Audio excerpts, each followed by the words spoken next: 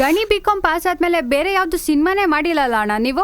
ಅಯ್ಯೋ ಮಾಡದ್ನಲ್ಲ, ಈ Gajanana and gang, ಆರಾಮ್ ಅರವಿಂದ್ ಸ್ವಾಮಿ. ಈಗ ಗಣಿ ಬಿಕಾಂ ಫಸ್ಟ್ ಅಲ್ಲಿ ಹೀರೋ ರೀಲ್ ಲಂಚ್ ಆಗ್ತಾ ಇದ್ನಲ್ಲ, ಹೇಳಿಲ್ವೇನೋ? ಹೇಳ್ದೆ ಮರ್ತೋಗ್ಬಿಟ್ಟಾಳ. ನಂಗೆ ನಾನು ಬಂದಿದ್ ವಿಷಯನೇ ಮರ್ತ್ಬಿಟ್ಟಿದ್ದೆ. ತಗೊಳ್ಳೋ ಇನ್ವಿಟೇಷನ್ ಕಾರ್ಡು. ಓ ಏನಣ್ಣ ಇನ್ನೊಂದ್ ಮದ್ವೆ ಆಗ್ತಿದ್ದೀರಾ? ನಾನು ಹಂಗೆ ಕೇಳ್ದೆ ಕಣೆ.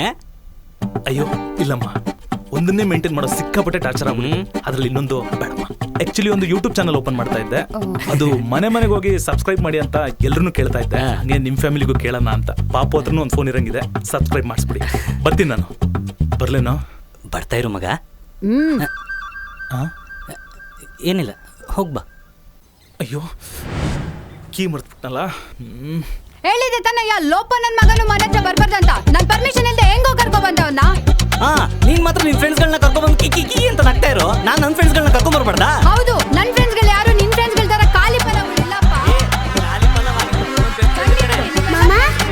ನಾನು ಕಂಡಿದ್ದೀನಿ ಕಣೆ ನಿಮ್ ಫ್ರೆಂಡ್ಸ್.